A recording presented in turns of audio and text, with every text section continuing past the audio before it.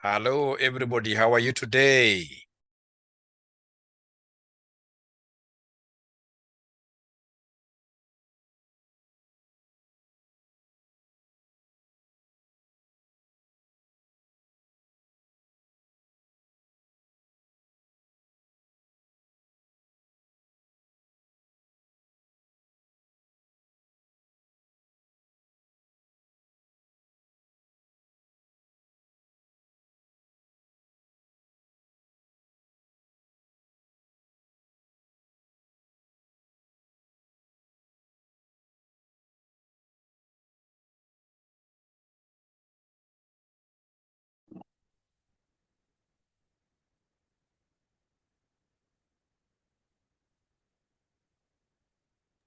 All right, so we should be able to start, ladies and gentlemen. I want to imagine that you are able to hear Mwalimu, and we shall be able to have a nice class today. We shall be able to have a nice class today. So what am I after today, my friends? So today, ladies and gentlemen, I would want us to look at quantitative analysis. So we are looking at quantitative analysis, which is, of course, a subject found in so many syllabuses of, say, universities. But here, specifically, I'm looking at the QA, which is tested by CASNEB. The QA, which is tested by CASNEB. The QA that is tested by who? By CASNEB. My name, for those of you who have never met me before, my name is Dr. Joshua Aura. Dr. Joshua Aura. I teach at RCM Online College, which is, of course, the #1 college in Eastern Africa, basically. There is no college which supports as many students to undertake their CASNEB qualifications as we do. We are currently supporting over 2,000 students, and we want to welcome all of you to become part and parcel of this great college. If you're interested, of course, as we get along, we shall be able to talk more. But if you're interested in our college, please get to call us. This is our number. Get to call us. This is our number. Get to call us. Get to call us. This is our number. 07 0719 525,000, like that. All right, so I want us to start right away. First of all, by reviewing the syllabus. We are going to look at the syllabus, which has been given to us by CASNEB, and get to see what really CASNEB expects of us. What does CASNEB expect of us in terms of this subject? So in terms of this subject, this is what CASNEB expects us to appreciate if we are to pass this subject. Yeah, this is the paper. It's called Quantitative Analysis. It's paper number 5 under the CASNEB syllabus. So this paper is intended to equip. This paper is intended to equip candidates with knowledge, skills, and attitudes that will enable the learner to use quantitative analysis tools in business operations and decision making. What are the learning outcomes? A candidate who passes this paper should be able to, number 1, use mathematical techniques to solve business problems. Number 2, apply sets and probability theories in business decision making. Number 3, apply operations research techniques in decision making. Number 4, apply hypothesis testing in analyzing business situations. And then number 5, apply linear programming to solve practical business problems. Mathematical techniques. The content, just a moment.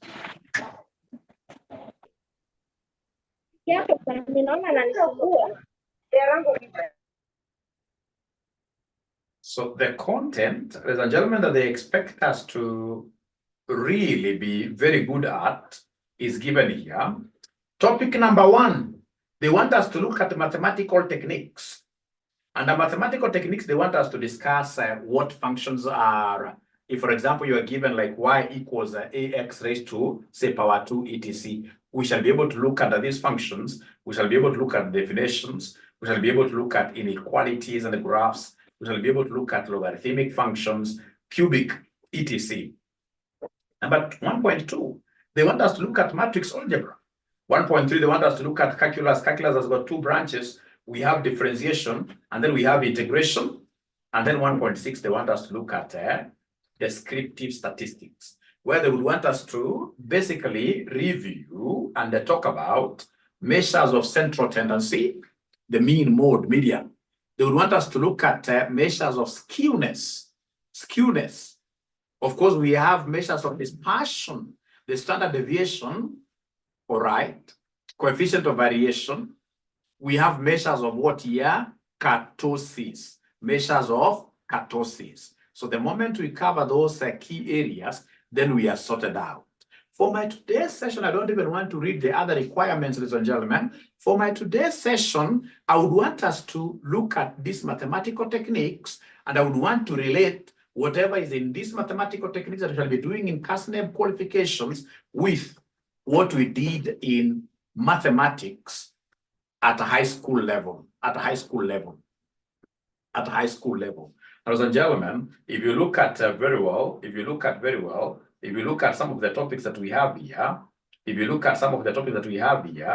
under mathematical techniques, for example, we have what we call differentiation under calculus, differentiation and integration. We have differentiation and integration. Of course, calculus, ladies and gentlemen, has 2 branches. We have a branch known as what here? We have a branch known as differentiation. Differentiation is the branch of calculus. This is the branch of calculus that is used to ascertain what we call rates of change. That is used to ascertain rates of change. Rates of change are also known as what here? Gradients. So differentiation is all about getting gradients of various points along functions. And ladies and gentlemen, what we are required to appreciate in our case is a situation where you are given a function. If, for example, you are to be given a function of this nature, we have here y equals ax raised to power n. Y equals ax raised to power n. And then somebody tells us to differentiate this. So to differentiate this really means getting the gradient functions. And how do we get the gradient? So our gradient is written like this. It is dy all over what here? Dx. Our gradient is written like this. It is dy all over dx. Ladies and gentlemen, for us to be able to get this gradient, the rule is very, very easy. Normally, what do? We drop the power down. So you drop this power down, you're going to have what we call nux. So this n comes down, we get what we call nux. And this nux, we're going to raise it to a new power. And how do we get the new power? To get the new power, we shall take away 1 from n. Anytime they want us to, ladies and gentlemen, get our dy dx, it is this n that will come down to give us nux. And then from the old power, you deduct what here? You deduct 1. So I hope this is very clear. And if it's clear, then we should be able to do a few examples. So we have example 1. If, for example, you are given, say, y equals 10x raised to power 5. Y equals 10x raised to power 5. And then you are told here to do something very easy. They simply want you to differentiate this. You give us what we are calling dy over what here? Over dx. You give us what we call dy over dx. So to get dy over dx already here is not rocket science. It's about nux. So this 5 comes down here. The n comes down. So the 5 comes down.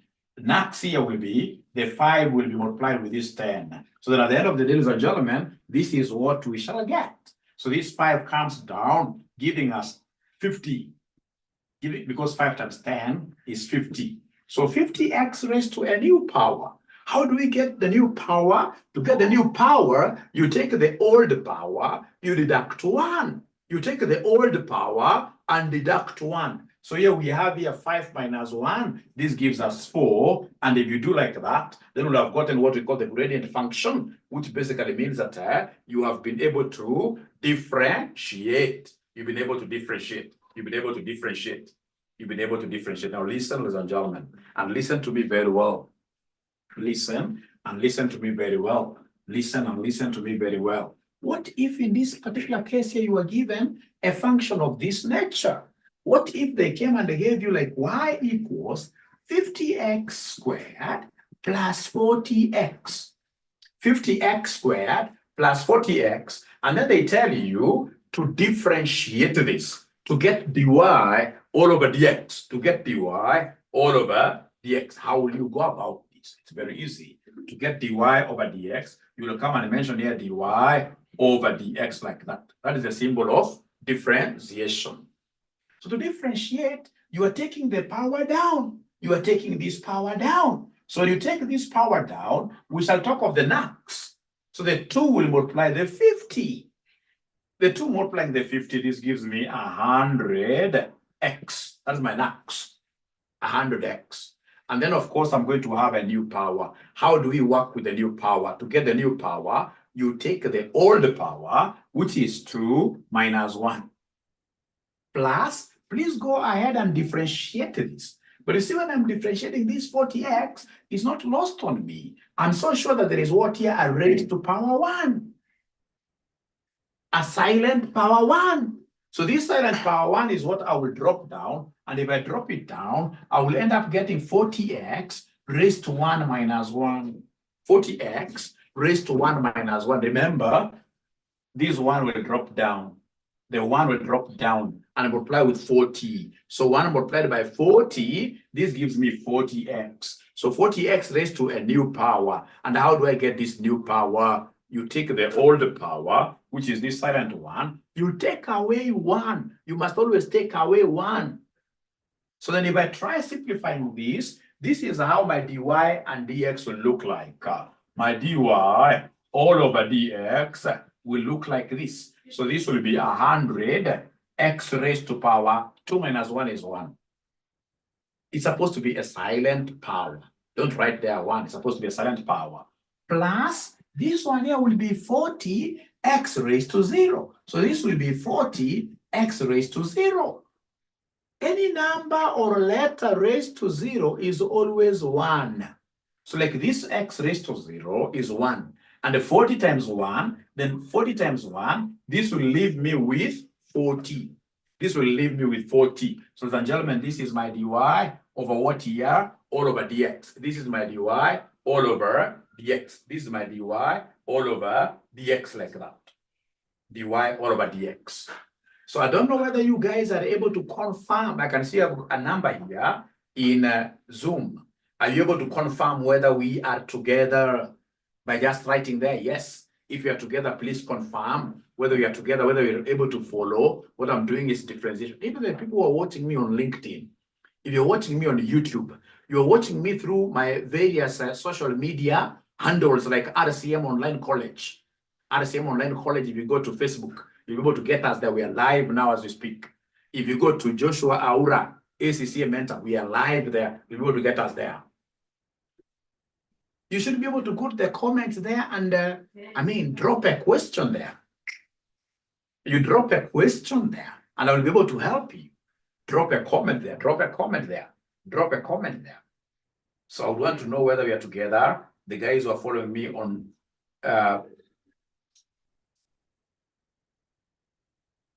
through Zoom, the guys following me through Zoom. So as you guys respond, I would want us to look at these other equation, this other function here. What if, for example, somebody gave you this kind of a function that y equals 100 x raised to power 4 plus 200x plus 50, plus 50, plus 50. Now, please, I would want to, if I'm given this kind of a question, I know this 50 as well has some x. And if I'm to return this x here and not break any bond here, it has to be x raised to power who? It has to be x raised to power 0. It has to be x raised to power 0. If I need to put x there so that all the terms will be having x. Remember what I've just said. Any letter, any number raised to power 0 is always 1. So this is the same as saying 50 times 1. 50 times x raised to 0 is the same as 50 times 1, which will give me 50.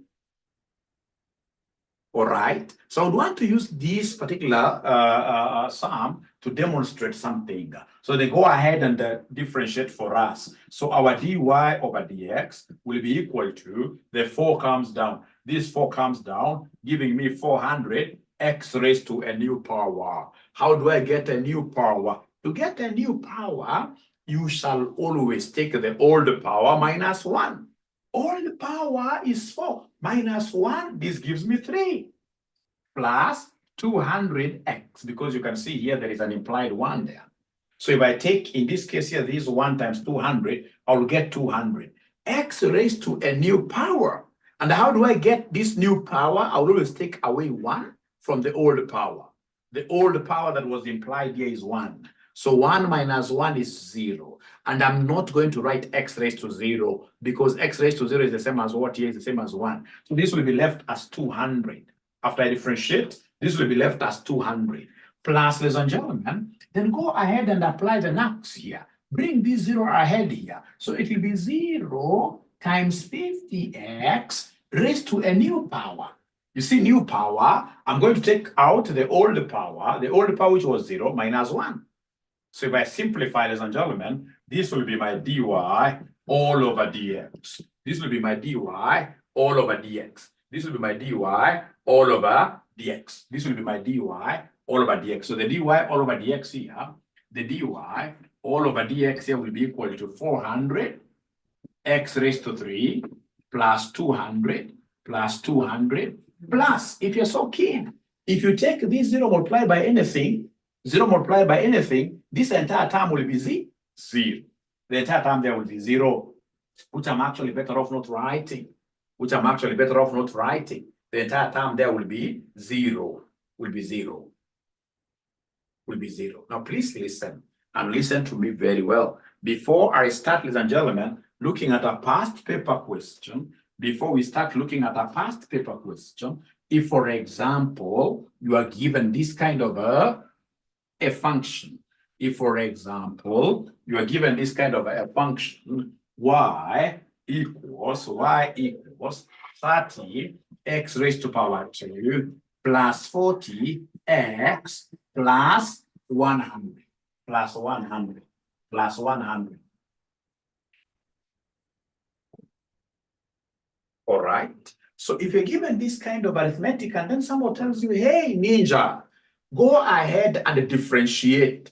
This. So my dy over dx here, that's how we write the symbol of differentiation. It is dy all over dx. So this power comes down. When the power comes down, it gives me here 60x. I don't have to write raised to 1, because you see these 2 knocks times 30, and it gives me 60. X raised to 2 minus 1. 2 minus 1 is 1. And that 1 will be left as an implied thing. Here there is an implied raised to 1. When I bring this 1 down and it knocks on 40, so that gives me 40x raised to a new power. The new power there will be 1 minus 1. So x raised to 0. So if it's x raised to 0, I shall not be writing it here. So I'll simply leave the number there as 40. Plus, ladies and gentlemen, please listen and listen to me very well. This does not have x. So this is what we call a constant. And the constant will always disappear on differentiation. Constants will always disappear on differentiation. Constant shall always disappear on differentiation. So I shall not have any other term following there. Because I am quite aware that constant, like this doesn't have x. It's called a constant. And we are saying and repeating for the umpteenth time that constants shall always disappear in any differentiation arithmetics there. Now, for those of you who would want, ladies and gentlemen, to join our great college, please give us a shout here. Our number is 0719 525,000. 0719 525,000, and ensure that you don't have to go for physical classes. No, you can study with us. Like now, I'm proud to say that we have some students from Tanzania, Uganda, Southern Sudan, all over, who are simply following us, who are simply doing their classes from wherever they are. But of course, in this case here, they have tapped onto our signal, which is Zoom signal. RCM signal is very strong. And then you just get to pay 4,800 Kenya shillings. 4,800 Kenya shillings, ladies and gentlemen, that's quite really affordable. That's quite really affordable. So if you're interested, please use our number 0719 525,000. But most importantly, please get to our YouTube, RCM Online College. Subscribe. On Facebook, RCM Online College. In this case here, follow us. You cannot go wrong because we are giving students a lot of content over CPA. Anything talking about CPA, we will always be number one to deliver such kind of great content to you great students here. So then please allow me to just repeat again before I go to a past paper question. So if I'm given like y equals 100x raised to power 1, silent, plus 300, plus 300. And then someone tells me to differentiate to get dy over dx. So I'll come and differentiate. Luckily, this one has got an x. So it can't disappear. So we have this one is raised to 1. So we bring this one down, it will be 100 x raised to a new power. How do we get the new power? We normally take the older power, which is 1, minus the result 1 in the formula. So 1 minus 1 gives me 0. Plus, this is what we call a constant. And the constants, I do not have to really do any new thing to them. What I'm supposed to appreciate here with constants is that constants will always do what here? Constants will always disappear upon differentiation, and therefore this is becoming 0. Therefore, my dy over dx here will basically be what here? Will basically be 100. Why? Because also x raised to 0. X raised to 0. If you try your calculators, if you try, for example, taking 10 raised to 0, you'll see a number raised to 0 is 1. A number raised to 0 is 1. So shall I end up getting 100 times 1, which is what? Which is 100. Which is 100 like that. Which is 100. So I don't know, my great students, whether we are together up to here. The small problem that I'm getting here is that my students are not really able to communicate for me to be able to know which approach do I take. My students are not talking to me. My students are not talking to me. My students are not talking to me, you know.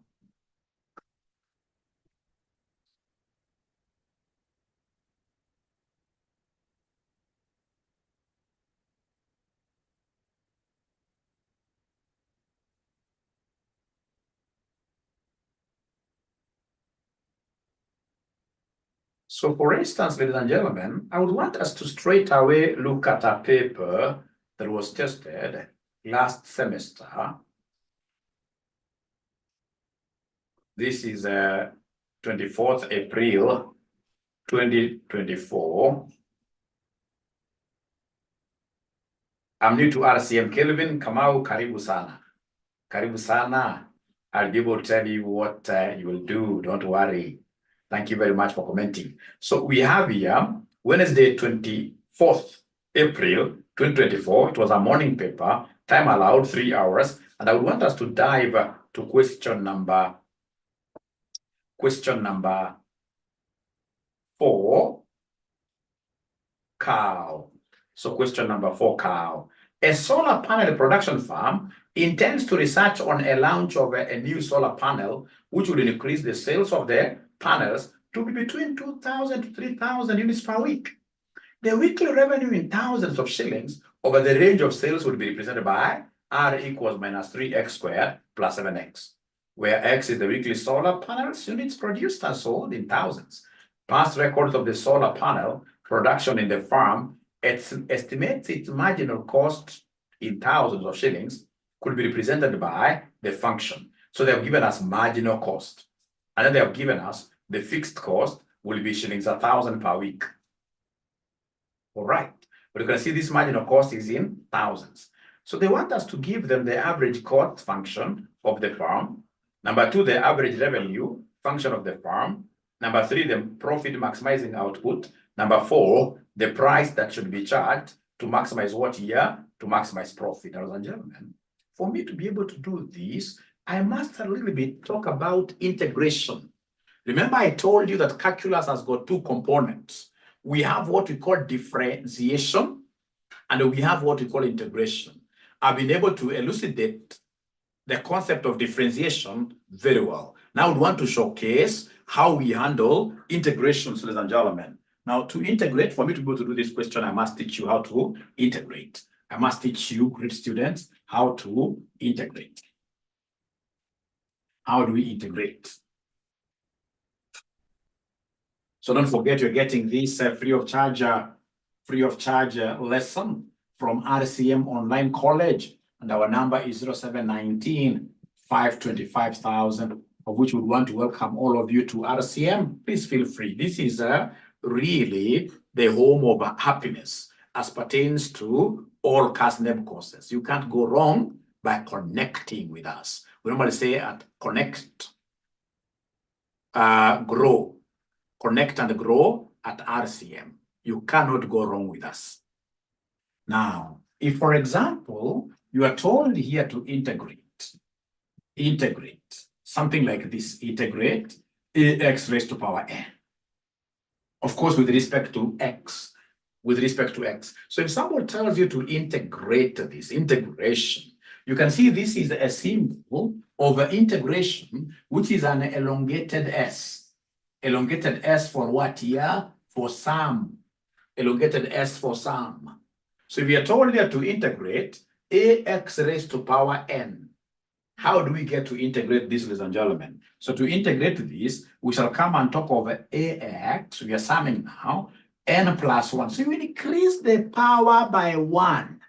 You increase the power by 1. That is what we call integration. You increase the power by 1, and then you divide by the new power.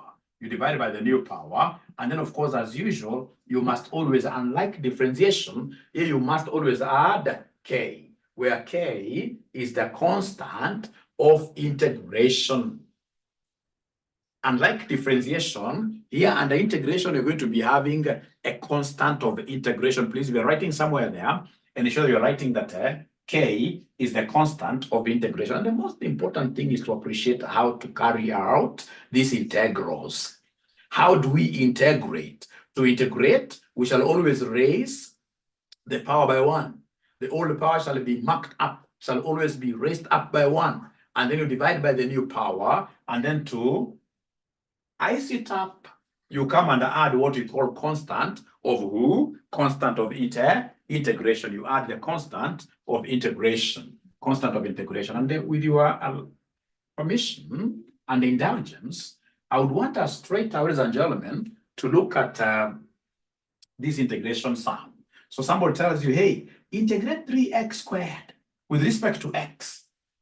How do I integrate? This is very easy to integrate. To integrate, ladies and gentlemen, we shall talk of 3x raised to power 3, because we are increasing the power by 1. You look at the old power, you have it growing by 1. So it will be n plus 1. The old power here is 2. So 2 plus 1 gives me 3. And then we come and divide this by the new power. We divide this by the new power. And then you will always be wrong if you forget the constant of integration, which is k. If you want to get it right, you must always introduce the constant of integration, which is k. Ladies and gentlemen, these 3 and 3 will cancel out. And therefore, the final answer will be x raised to power 3 plus k like that. X raised to power 3 plus k like that. X raised to power 3 plus k. X raised to power 3 plus k. That is the final answer. What if, my friends, somebody came and told you, hey, you young ninja, integrate this. Integrate 5x plus, for example, 4x cubed plus maybe 10 plus maybe 10. If somebody asked me to, it doesn't matter how many times they want me to integrate. If they want me to integrate, I will integrate one term at a time. I will integrate one term at a time. So could you then kindly help me, Mwalimu, integrate? To integrate is about just understanding the power of your term. So like now here, I have 5x. So it is 5x raised to positive 1. So if it's 5x raised to positive 1, what do we do here? So 5x raised to positive 1, ladies and gentlemen, remember it's about adding. So it will be 5x raised to 1. So you add, you say 1 plus 1. You take n plus 1.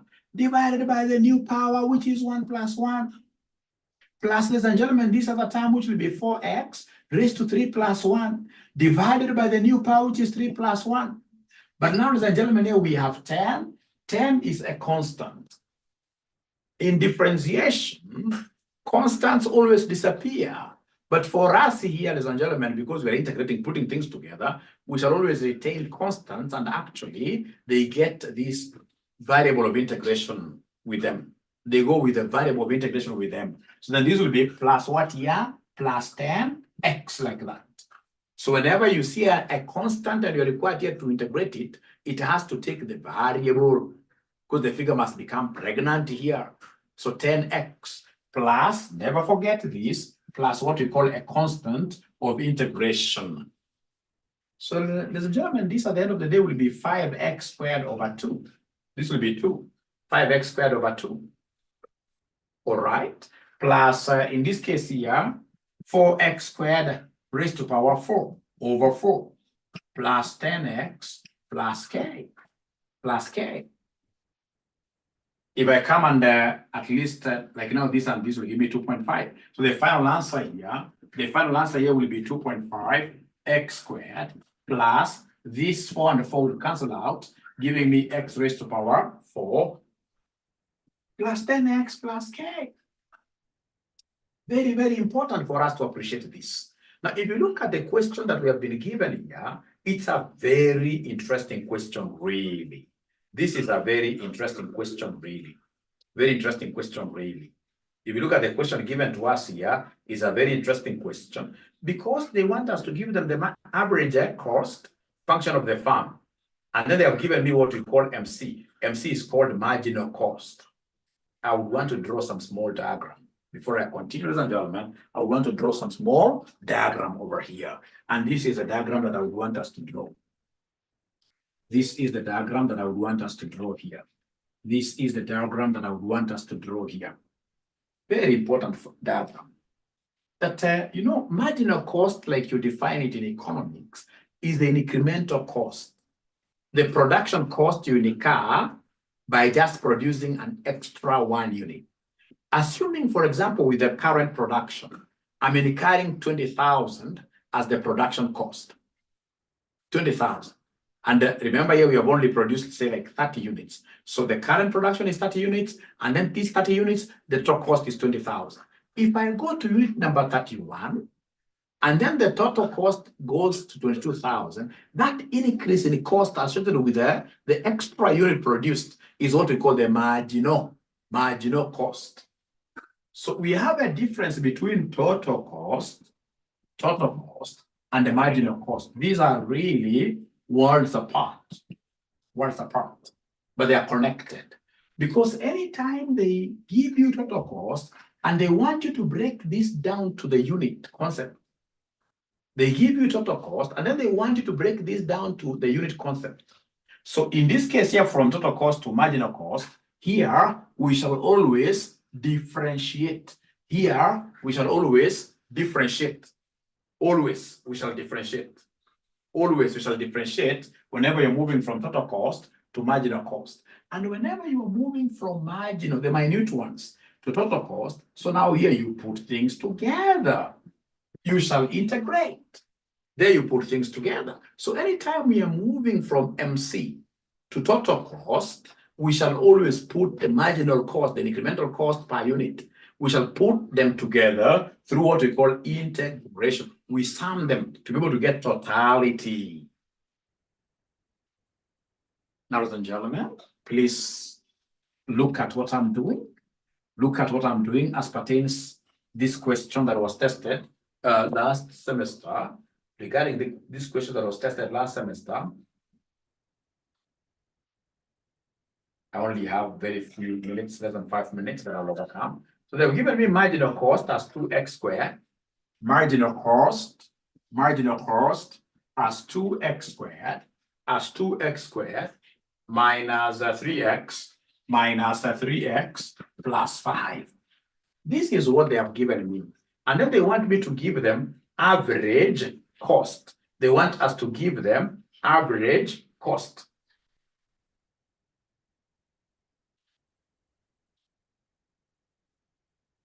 Thank you so much. I can see this great lady telling me that, Mwalimu, you are a great teacher.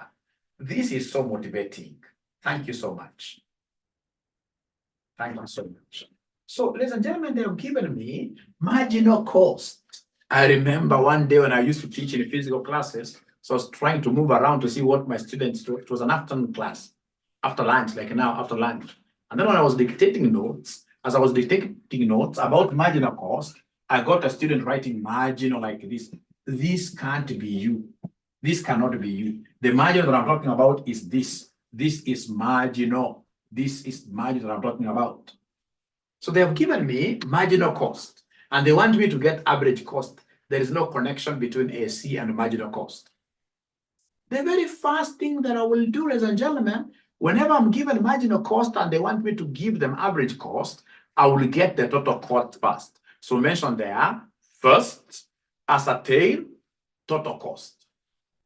First, ascertain total cost. And how do we get total cost out of marginal, the 1 unit? How do we get total cost out of marginal? How do we get this total cost out of marginal? How do we get this total cost out of marginal? To get total cost out of marginal cost, I will go ahead and integrate the marginals. You integrate the marginals. So in short, they want you to integrate these. So they want you to come here and integrate 2x squared minus 3x plus 5. So you go ahead and integrate this. And I'm so sure now you guys are sharp. You can easily integrate this. So when I integrate, remember integration is about increasing the power by 1. You increase the power by 1, and then you divide by the new power. Increase the power by 1, and then you divide by the new power. So in that case here, then what do we have here? We have 2x raised to power 3. 2x raised to power 3. Because of 2 plus 1, it will be 2x raised to power 3. Divide this by 3. Minus, ladies and gentlemen, this one has got an implied raised to 1. There's an implied raised to 1. And if you're telling me to decrease this power by 1, no problem. So I'll end up getting 3x raised to power 2 divided by the new power. Don't forget the denominator. You divide by, so the new power is 2. So I'll come and divide this. The divisor there will be 2 divided by the new power. Plus, ladies and gentlemen, here I can see a constant term. If it were differentiation, this 5 constant, which doesn't have x, would have disappeared. But for us in integration, we shall baptize it. In integration for us, we shall baptize it. We shall add the variable. So plus what here? Plus 5x. It can't be integrated and it remains the same. So whenever you're integrating a constant, it eats up the variable of integration. The variable just like you bring there. Plus, ladies and gentlemen, you should never forget this k. You should never forget this k. So total cost will look like that, but I would want to simplify this just a little bit as we wind up with this class. As we wind up with this class, I would have wished to do everything for this question, but of course we have great time. Now, this is total cost. Of course, I know I can cancel. This I should leave it like this, but this I can write this as 1.5. You see 3 over 3 is 1.5. But there is one thing that I would want you to appreciate, my good students. This k is a constant.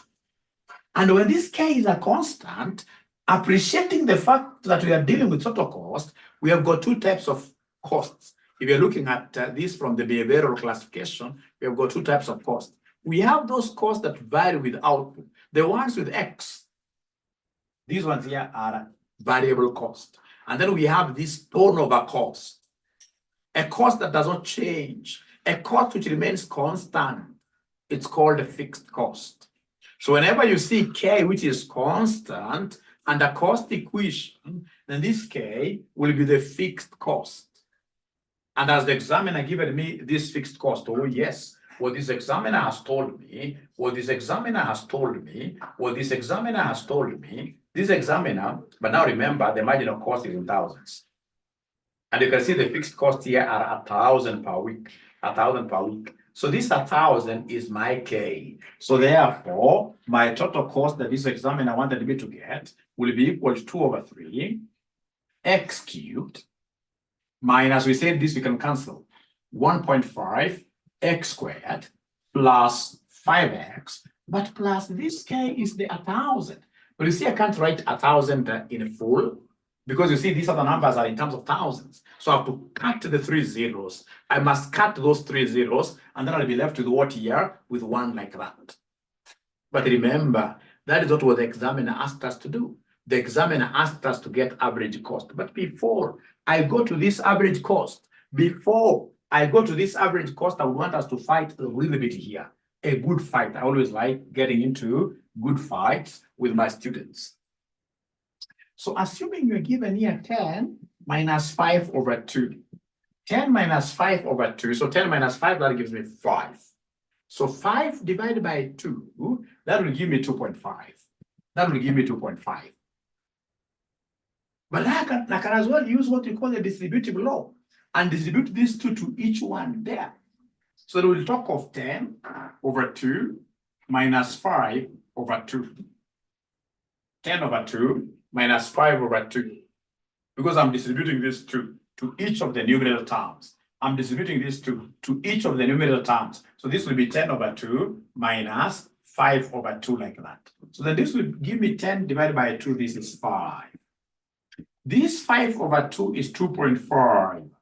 If I subtract the 2, I will end up getting the 2.5 that I got here. So I can use what we call the distributive law.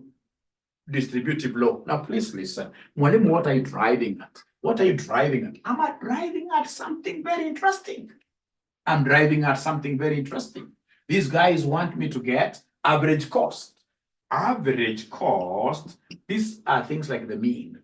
To get average cost, we shall take always total cost divided by number of units. So total cost divided by quantity. Total cost divided by quantity. Total cost divided by quantity. Total cost in this case here, it's this big function. Total cost is 2 over 3 x cubed minus 1.5 x squared plus 5x plus 1. And then you come and divide this by what here? By x. Because quantity is unknown. Quantity is x. Quantity is x there. Quantity is x there. And then, of course, I'm going to use the distributive law and take this up here. In my next class, I'll be able to show you that at the end of the day, this average cost, average means mean. And for us to get the mean, we take total cost divided by quantity. And now once you've been able to know that this is a general format, then I should be able to go ahead, ladies and gentlemen, and distribute this x up here.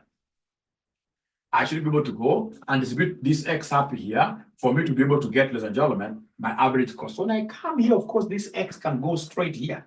Here, you know, when you talk of x cubed, this is the same as saying x times x times x. So you divide this by x, 1 goes there.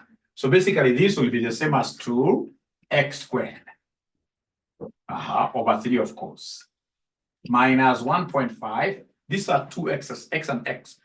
When I distribute and divide this, so I'll be left with x alone, plus this will be 5. This will be 5. And then we'll have here plus 1 over x.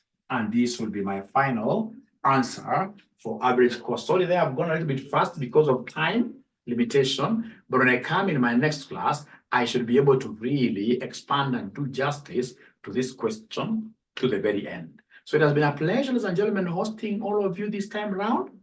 I'm so sure you have gained something. You've gained something out of today's tutorial, but I would want to send you out there with a message. Ladies and gentlemen, for me to teach QA, I need not less than 300 students.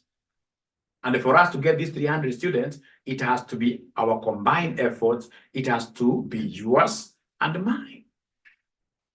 So I would want you guys to get out of your ways there to bring all your friends and colleagues here to to study GWA, and of course, all other papers in CPA Part 1, CPA Part 2, which is intermediate, and the advanced level, and of course, BDA.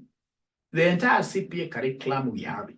CPA curriculum, the entire CPA curriculum, we have it, and our rates are reasonable. It's 4,800. But what's more? What's more is that you guys need to go to that YouTube and ensure that you are commenting there. All right? Place a comment there. If you're on